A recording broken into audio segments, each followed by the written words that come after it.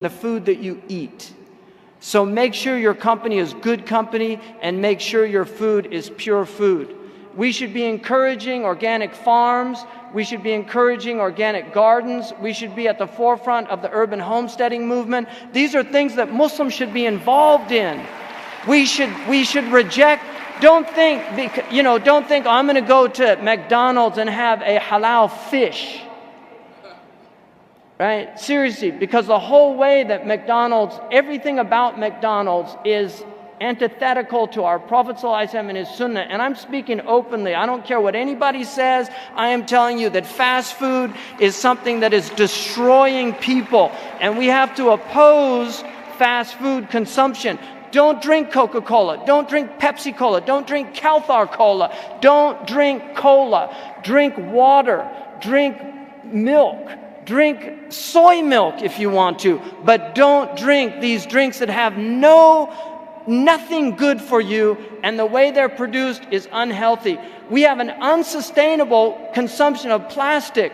If you look back there and look at the number of plastic cans, that are plastic bottles of water that are back there, we've got a garbage fill in ISNA.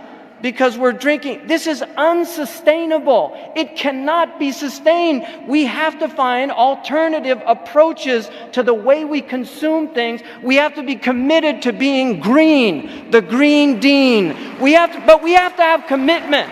I don't want applause. I want real commitment. I want people to commit to changing their lives. We need to divest in our homes. We need to be, we talk about boycotting Israel. I'm talking about boycotting all of them. If you can recognize their names, you should be boycotting them, because these people are destroying this planet. They're over-consuming, they're overselling. Costco is a crisis. The whole Costco mentality. Do you know that they don't even put labels on Costco halls, so you don't know where things are in Costco, because they want you to wander around, because they know people will have impulse buying and buy more things than they actually needed. This is social psychology. You are being manipulated like mice in a maze. And we need to oppose this type of mentality, because it's destroying people. So I'm really asking you to really think about the Better World Buying Guide. We should have our own Muslim version of that. Of really making choices. I don't fly United Airlines anymore because they get an F. I don't fly American. I fly Virgin American, I fly Southwestern, and I fly JetBlue, because these have the highest ratings in terms of how they treat their employees, in terms of their commitment to social responsibility, the amount of money they're having. Legislation is not having an impact on these people. They control legislation. The only thing that will have an impact on these people is that we stop supporting them, because they have bought our senators, they have bought our congressmen. Mitt Romney speaks on their behalf, and Barack Obama speaks on their behalf. We need to take back our country, and the way we do that is by educating ourselves and educating others and making moral commitments to not being part of the madness that we're in. Allah subhanahu wa ta'ala said, Kunu shuhada ala nas. Be witnesses unto mankind. Be witnesses unto mankind. Be kuntum khayra ummatin ukhrijat linnas. You are the best community brought forth. We have to embody those meanings. We need to stop supporting clothes. I get now, my clothes are made. I have a tailor who prays 5 prayers in the masjid. And I go and he makes me my clothes in one day. And I know that the garments are actually fair trade garments.